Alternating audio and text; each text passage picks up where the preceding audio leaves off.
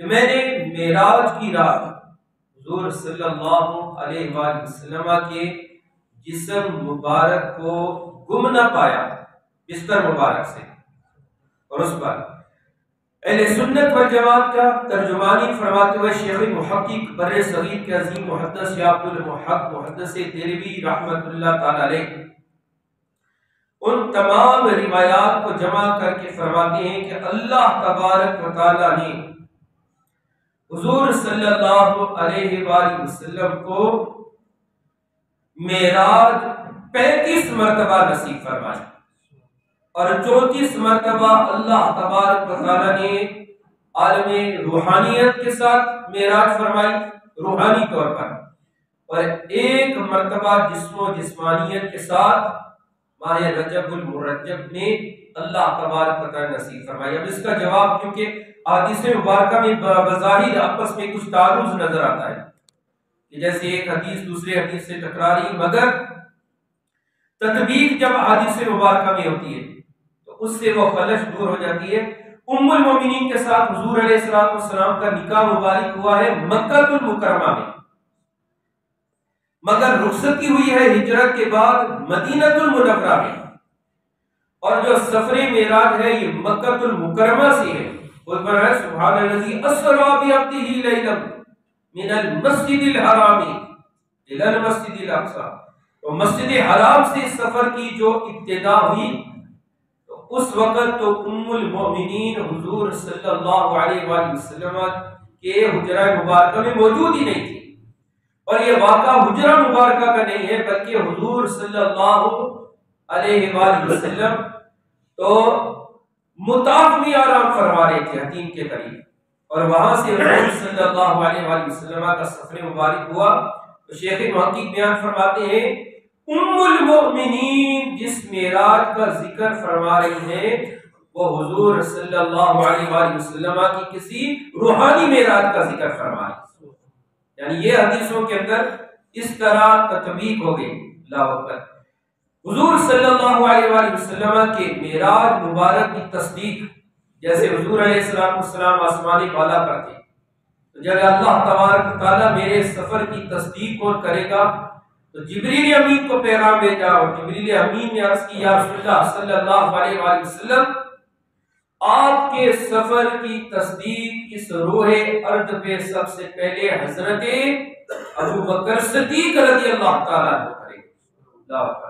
اب بظاہر کیونکہ معجزہ ہوتا ہی ہے عقل سے ماورا، جس کو عقل کے پیمانوں پر تولا نہیں جا سکتا۔ اللہ اکبر۔ تو اس لیے جب وہ کافر سارے آئے، ابو جہل اور دیگر کفار کے سردار بڑے بڑے کہ آؤ چلے صدیق کے پاس، انہوں نے کہیں کہ ان کی آقا اور مولا نعوذ باللہ نعوذ باللہ نعوذ باللہ وہ مجنون کہتے، ساحر کہتے، کاہن کہتے کہ آپ کی آقا اور مولا تو مجنون ہو گئی ہیں۔ وہ یہ دعویٰ کر رہے ہیں کہ رات کے تھوڑے سے حصے میں مسجد حرام سے مسجد اقصی تک گیا۔ اب اس میں بھی یہ ہے کہ وہ کہتے ہیں کہ مخاطب کے عقل کے مطابق ہمیشہ عالم کو گفتگو کرنی چاہیے، اور یہ حضور صلی اللہ علیہ وآلہ وسلم کی سنت مبارکہ ہے۔ اور سفر معراج کا قرآن مجید میں جو سورہ بنی اسرائیل میں جو یہ ذکر ہوا مسجد حرام سے مسجد اقصی تک، اس لیے کہ یہ کافروں کی عقل کے مطابق تھا، کیونکہ کافر وہ سفر کرتے اپنے تجارت کا مال لے کے جاتے، مسجد اقصی کو انہوں نے دیکھا ہوا تھا، وہ ان کے ذہن کے اندر تھی۔ تو حضور علیہ السلام جب یہ ایک مرتبہ آئے نا ابو عمیر کے پاس، وہ بچے تھے اور پتہ چلا آپ کو کہ وہ بیمار ہے۔ اللہ اکبر۔ تو آپ ان کی وہ بڑی محبت کرتے تھے حضور علیہ السلام کے ساتھ۔ تو جب ان کے پاس تشریف لائے تو لانے کے بعد ان کے والد محترم کو کہا آپ کی طبیعت کیسی، آپ کے حال چال ٹھیک ہے؟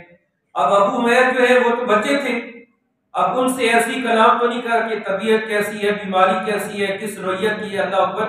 حضور علیہ السلام نے ان کے ذہن کے مطابق کیا کہا، اے ابو عمیر تمہاری چڑیا کا کیا حال ہے؟ اب بچے ہیں، انہوں نے ایک چڑیا پالی ہوئی تھی، گھر کے اندر آتی تھی، ان کے ساتھ مانوس تھی، تو ظاہر ہے ان سے بھی اسی طرح کا کلام کرنا تھا۔ تو کفار کے اللہ رب العزت نے کیونکہ مسجد حرام سے مسجد اقصی کا ذکر اسی لیے کیا، اور پھر جب حضرت ابو بکر صدیق رضی اللہ تعالیٰ عنہ کے پاس ہے، اللہ اکبر، یہ عشق کی حد تک پہنچا ہوا اعتماد تھا صدیق اکبر رضی اللہ تعالیٰ عنہ کا۔ آپ فرماتے ہیں کیا ایسی بات حضور علیہ السلام فرماتے ہیں؟ ہاں ایسی بات، یہ ایسے ممکن ہے؟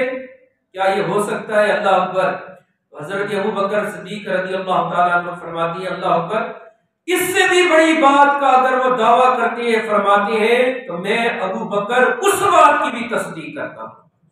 اللہ اکبر۔ تو ادھر سے بھی ان کا لقب جو ہے وہ صدیق چلا تھا، یہ تصدیق کرنے والے۔ اللہ اکبر۔ تو کافروں نے حضور صلی اللہ علیہ وآلہ وسلم سے جب یہ کہا کہ آپ سفر معراج یہ بیان فرماتے ہیں مسجد حرام سے مسجد اقصی تک گئے، اللہ اکبر، اب کافروں نے طرح طرح کے اعتراضات شروع کر دیے تاکہ نعوذ باللہ حضور صلی اللہ علیہ وآلہ وسلم کے اس دعوے کو غلط کیا جا سکے۔ اللہ اکبر۔ اب کیا کافر آئے حضور صلی اللہ علیہ وآلہ وسلم کے پاس اور آن کر اب سوال کرنے لگے۔ اب سوال ان کا کیا ہے کہ اچھا یہ بتائیں بیت المقدس کے دروازے کتنے ہیں، اس کے شہتیب کتنے ہیں، اس کی بیت المقدس کی کھڑکیاں کتنی ہیں۔ کبھی کبھی عدم توجہ عدم علم کا باعث ہو جاتی ہے، مگر ایسا نہیں ہوتا کہ علم نہ ہو۔ اب جیسے اس کی مثال آپ دیکھ لیں کہ آپ سے جمعے کے بعد بھی کہے کہ بھائی آپ نے مدینہ مسجد میں جمعہ پڑھا ہے؟ آج میں نے مدینہ مسجد میں پڑھا ہے۔ تو آپ سے وہ پوچھے کہ پھر بتاؤ کہ اس کے دروازے کتنے ہیں۔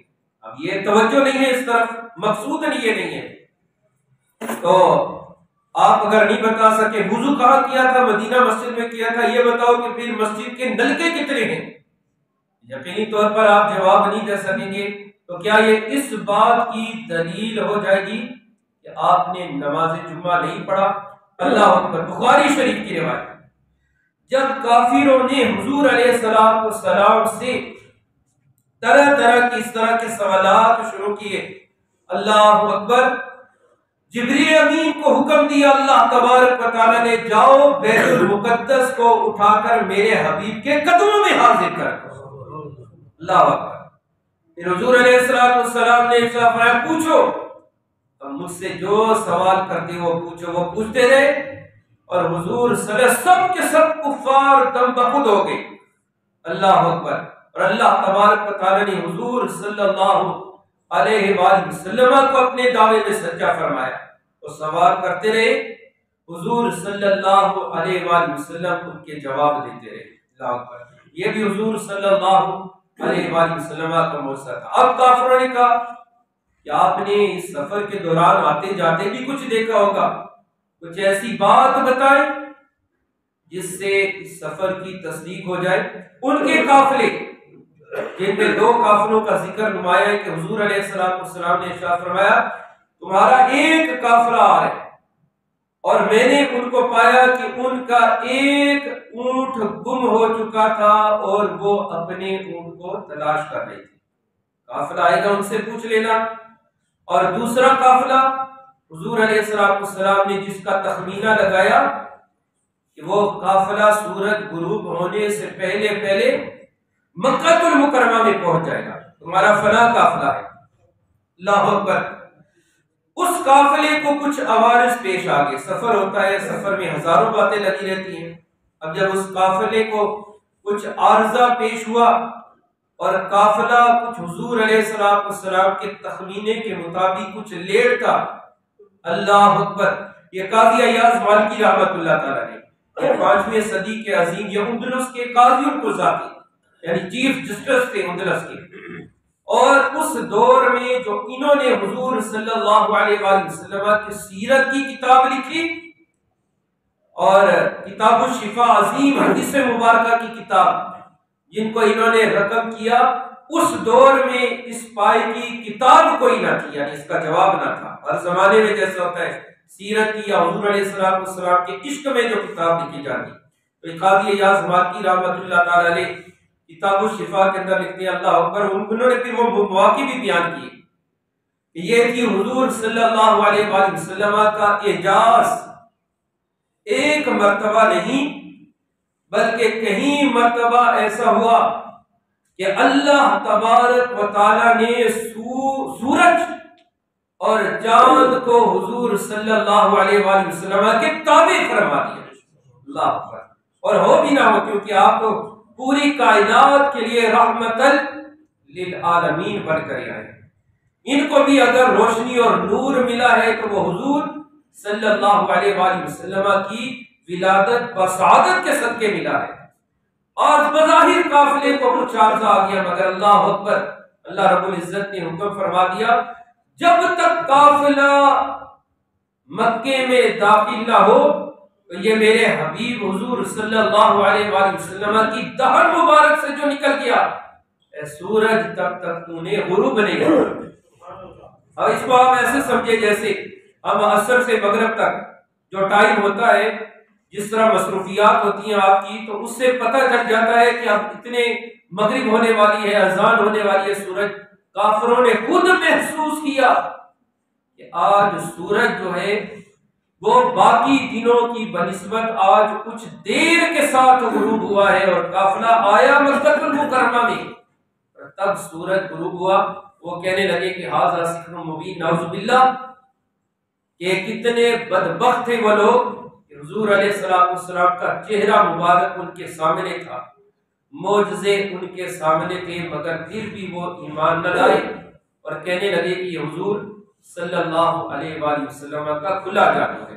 تو ان واقعات سے بھی سفر معراج کی تصدیق ہوئی۔ اور تیسرا واقعہ جسے امام بخاری نے بھی نقل فرمایا، امام مسلم نے بھی نقل فرمایا، امام ابو نعیم اصفہانی رحمت اللہ تعالی علیہ انہوں نے بھی دلائل النبوہ کے اندر اس واقعے کو نقل فرمایا، اور تب تقریباً محدثین نے تمام، اللہ اکبر، ہو کیا کیسر روم کے دربار میں شاہ ہرقل، اب وہاں پر معاملہ یہ ہوا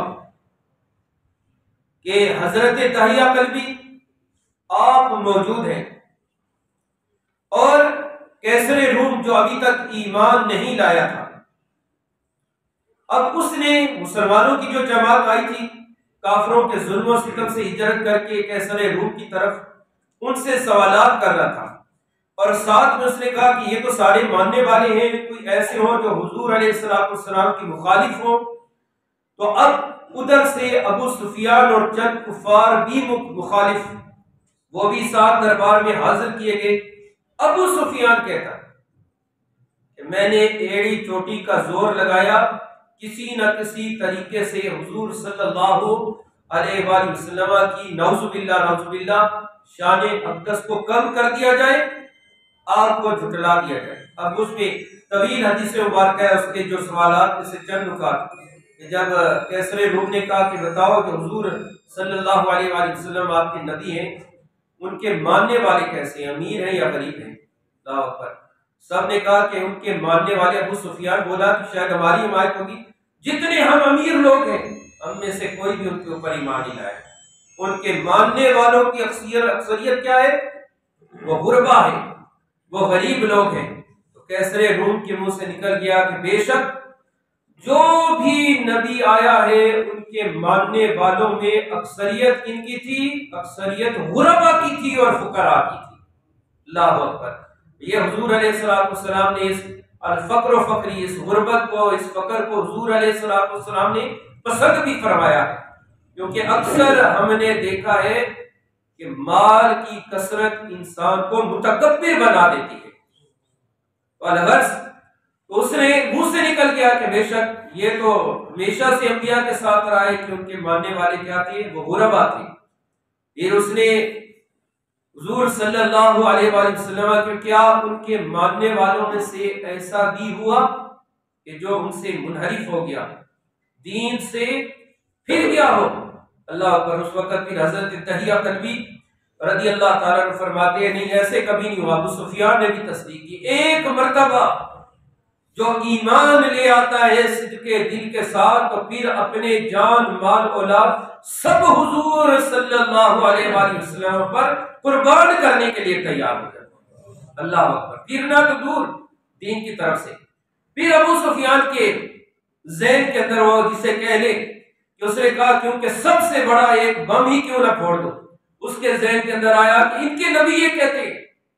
رات کے تھوڑے سے حصے میں مسجد حرام سے مسجد اقصی تک گئے اور جانے کے بعد واپس بھی آ گئے، اور کیا اتنا طویل سفر آنن فانن کیا ممکن ہو سکتا ہے؟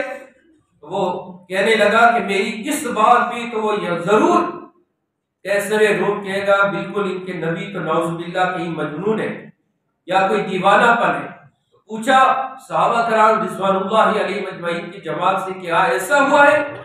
تو سب نے کہا ہاں، ہمارے رسول کو اللہ تبارک و تعالیٰ نے یہ اعزاز دیا ہے کہ انہیں اللہ تبارک و تعالیٰ نے سفر معراج نصیب فرمایا رات کے تھوڑے سے حصے۔ اللہ اکبر، کیا ہے کہ وہ مدعی لاکھوں کی گواہی کے اوپر بھاری پڑ جائے۔ اللہ اکبر۔ اب یہ معاملات جب چل رہے تھے، اب اس دور میں ہوتا کیا تھا کہ کیسر روم کے ساتھ سب سے بڑا اس دور کا لارڈ اور پادری، وہ کیسر روم کے ساتھ بالکل برابر کرسی پہ بیٹھا ہوا تھا، اور ان کا اعزاز ہوتا تھا اس دور کے وہ جو پادری ہوتے تھے کہ انہیں اپنے ساتھ تخت پر بٹھایا جاتا تھا۔ اللہ اکبر۔ جب یہ معاملات، یہ بحث چل رہی تھی، اللہ اکبر، وہ پادری کہنے لگا کہ اگر ان کے نبی یہ دعویٰ کرتے ہیں کہ بیت المقدس تک انہوں نے سفر کیا تو اس بات کی میں تصدیق کرتا ہوں۔ اللہ اکبر۔ وہ اپنے مخالف بھی تائید کرنے لگے۔ اللہ اکبر۔ وہ کہنے لگا کہ میں بیت المقدس پر مامور تھا، اس کی کفالت میرے ہاتھ کے اندر تھی، رات کو دروازے بند کرنا اور مرکزی دروازہ بند کرنا، مگر ایک رات ایسی آئی کہ اس رات کیا ہوا، سب دروازے بند ہوئے مگر مرکزی دروازہ بند نہیں ہو رہا۔ چند لوگوں کو میں نے زور لگایا نہیں، چند اور لوگ بلائے مگر پھر بھی دروازہ بند نہ ہوا۔ ہم نے کہا کہ کوئی قبضہ، کوئی چوکھٹ خراب ہوگی، بڑھئی کو بلایا گیا مگر اس نے بھی کوشش کی مگر دروازہ بند نہ ہوا، تو ہم نے اسے صبح تک موقوف کر دیا کہ چلو صبح دیکھ لیں گے، آج رات اس مرکزی دروازے کو کھلا ہی رکھا جائے۔ اللہ اکبر۔ وہ پادری کہنے لگا صبح جب ہم آئے مسجد کے اندر، مسجد کو جس طرح میں نے معطر دیکھا، مسجد میں جو خوشبو پھیلی ہوئی تھی، مسجد کے اندر جو نورانیت تھی، تو بالکل ہماری کتابوں کے اندر جو واقعہ تھا میرا ذہن چلا گیا۔ آج کی رات وہی رات تھی کہ جس رات نبی آخر الزمان اس مسجد میں تشریف لائے اور انہوں نے تمام نبیوں کی امامت فرمائی۔ اور میں اس رات کے انتظار میں اس مسجد میں موجود تھا کہ نہ جانے مجھے زندگی میں وہ رات نصیب ہو جائے، اگر پتا ہوتا یقیناً وہ وہیں پہ رکتا، مگر اس خوشبو اور اس نورانیت سے اس نے پہچان لیا کہ بے شک یہ وہی رات تھی جس رات تمام انبیاء اس مسجد میں تشریف لائے تھے۔ اللہ اکبر۔ یہ تھی سفر معراج کی تصدیق کہ اگرچہ صحابہ کرام رضوان اللہ علیہ اجمعین، اجل صحابہ کرام 27 سے زائد جو حضور صلی اللہ علیہ وآلہ وسلم کی جسم و جسمانیت کے ساتھ سفر معراج کی روایات کو انہوں نے بیان فرمایا، اور 35 سے 35 مرتبہ اللہ تبارک و تعالی نے 34 مرتبہ روحانی طور پر اور 1 مرتبہ جسم و جسمانیت کے ساتھ اللہ تبارک و تعالی نے آپ کو سفر معراج نصیب فرمایا۔ تو یہ غرض ایک معجزہ ہوتا ہی ہے وہ جو عقل سے ماورا ہے۔ بحمد تعالی اہل سنت والجماعت کا عقیدہ ہے کہ حضور صلی اللہ علیہ وآلہ وسلم کو اللہ تبارک و تعالی نے مسجد حرام سے مسجد اقصی، پھر سدرۃ المنتہا، مقام کعبہ قوسین، فاوحی الی عبدہ ما اوحی، اللہ تبارک و تعالی نے اپنا قرب نصیب فرمایا۔ ایک مرتبہ جانے پہ اعتراض کرتا ہے حضور علیہ السلام، یہ نبوت کا کمال تھا۔ انشاءاللہ تعالی یہ جو سفر معراج کا تحفہ ہے نماز، اس کو بھی عنوان بنا کر اس کے اوپر کلام کیا جائے گا کہ حضور علیہ السلام نے ارشاد فرمایا میری معراج تو تھی اللہ تبارک و تعالیٰ تک، اور میری امتی کی معراج آپ نے وہ تحفہ نماز فرما دی کہ تو نماز پڑھ، تجھے اللہ تبارک و تعالیٰ کا دیدار اللہ کا لقاء نصیب ہوگا۔ اللہ اکبر۔ تو حضور علیہ السلام کی بخاری کی روایت کے مطابق تو 5 نماز 10 نمازیں کم ہوئی، اور امام مسلم کی روایت کے مطابق پھر 5 نمازیں جو ہے وہ کم ہوتی رہیں۔ الغرض یہ عظیم معجزہ اللہ تبارک و تعالیٰ نے حضور صلی اللہ علیہ وآلہ وسلم کی شایان شان آپ کو نصیب فرمایا۔ انشاءاللہ تعالیٰ اگلے جمعے سفر معراج کے دوران جو حضور علیہ السلام کے مشاہدات تھے، بالخصوص ہماری اصلاح آپ نے جنت کا بھی نظارہ فرمایا، اور دوزخ جو نہ جانے کتنی صدیوں سے دہک رہی تھی، جب آپ نے دوزخ کا بھی مشاہدہ فرمایا تو دوزخ میں بھی ٹھنڈک کے آثار، آپ کی رحمت کے آثار نمودار۔ اللہ اکبر۔ جو مشاہدات فرمائے جنت اور دوزخ کے، انشاءاللہ تعالیٰ ان کا بھی تذکرہ کیا جائے گا۔ اللہ تبارک و تعالیٰ نے ہمیں حضور علیہ السلام کی امت میں پیدا فرمایا۔ شب معراج کی عظیم ساعتوں کا صدقہ اللہ تبارک و تعالیٰ بالخصوص مسجد اقصی کو اللہ تبارک و تعالیٰ ظالموں کے ظلم سے، جبر سے اللہ تبارک و تعالیٰ محفوظ فرمائے، بالخصوص فلسطین کے مجاہدین کی غیبی مدد و امداد فرمائے۔ وما علیہ الا البلاغ۔